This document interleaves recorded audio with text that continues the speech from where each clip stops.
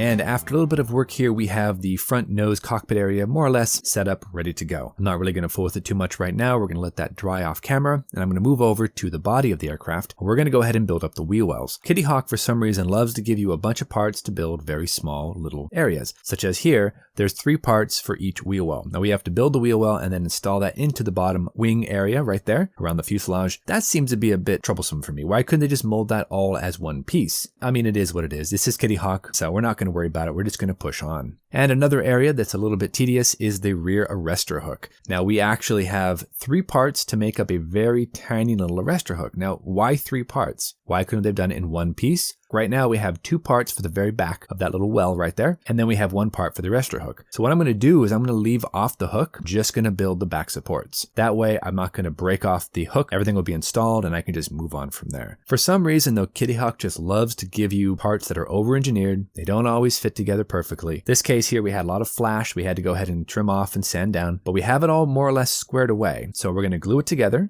Then once we go ahead and get this all lined up, we'll just drop a little bit of the extra thin Tamiya cement and we'll have everything nicely tacked together and we can tuck it into the back of the fuselage. I don't know why Kitty Hawk gives you so many parts for such a little, basically insignificant detail. You know, you're not really going to see much in here. It's such a very small opening. Most of it's going to be dominated by the arrestor hook itself. So I don't really know. Let's go ahead and get that installed here in the back of the fuselage and we'll move on. Now, one other area I will mention here is the wing root. Now, we have to actually build the wing roots kind of separately from the rest of the wing and from the fuselage, so you know that's going to cause some issues. First off, you have to install a blank off plate right there for the wing fold mechanism. Once that's tacked into place, which mind you doesn't really fit as well as I would like it to, you have to then place down the top of the wing roots right onto the bottom part of the fuselage. The problem is, of course, you only have one edge that acts as any sort of secure attachment point. You have the trailing edge of the wing, the very lip of the wing where it attaches to the wing fold mechanism, and then just a very tiny corner of the intake. That's all you have to glue this part down. There's nothing on the inside where the wing root would meet the fuselage. So if you end up pushing down on that part, you're going to pop your seams right along the edge of the wing. So not the greatest design, I have to say. I would have preferred some form of support so that we'd have something very firm to go ahead and glue everything down to. Let's go ahead and jump back into the time lapse. I'm going to continue working on this, get these all nicely glued down, and we're going to move on to the nose. I want to go ahead and add some weight. There's a really nice opening there where we can dump a bunch of little copper BBs in there, which should give us enough weight to kick this thing to this nose wheel. Want to get that tail assembly done, install the splitter plates. Still a lot left to do, guys. So go ahead and jump into our second time lapse, push on and see what we can do.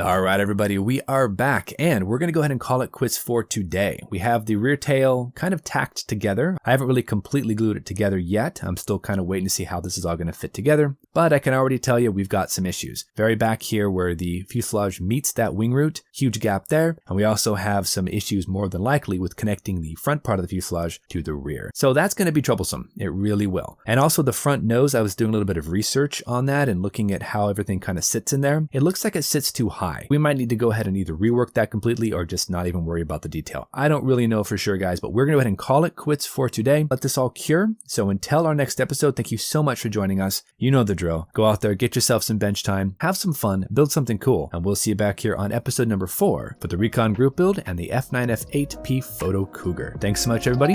We'll see you soon.